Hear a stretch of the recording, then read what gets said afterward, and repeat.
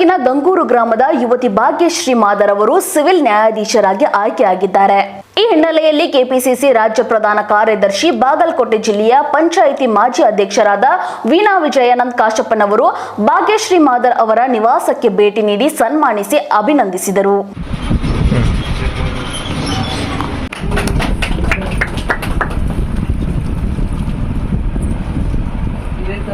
ಸಾಧನೆ ಹೆಚ್ಚು ಸಾಧನೆ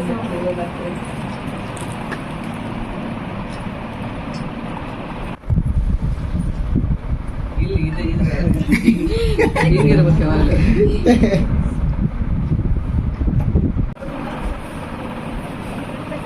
ನಿಮ್ಗೂ ಅವನಿಗೆ ತಂದೆ ಅದ ಕಾರಣ ನೀವು ತಂದೆ ತಾಯಿ ಈ ಮಾತು ಬಹಳ ಸರಿ ಹೇಳ್ತೀನಿ ನಮಗೆ. ಇಂಥವ್ರ ಮಕ್ಕಳು ಇಂಥವ್ರು ಅನ್ನೋದಕ್ಕಿಂತ ಇಂಥವ್ರ ತಂದೆ ತಾಯಿ ಅನ್ನೋದು ಇವತ್ತು ಮಕ್ಕಳ ಹೆಸರು ಹಿಡಿದು ತಂದೆನ ಗುರುತಿಸಿದ್ರೆ ನಾವು ಅವ್ರಿಗೆ ಕೊಡೋ ಮರ್ಯಾದೆ ಮತ್ತು ಗೌರವ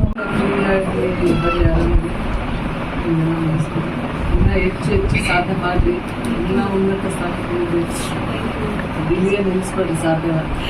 ಇದು ಒಂದು ಮೆಟ್ಲು ಅಷ್ಟೇ.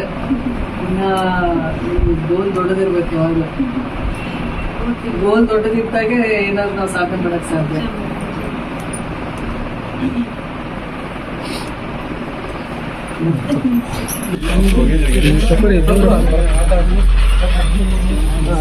ಈ ಕಡೆ ಬಾ.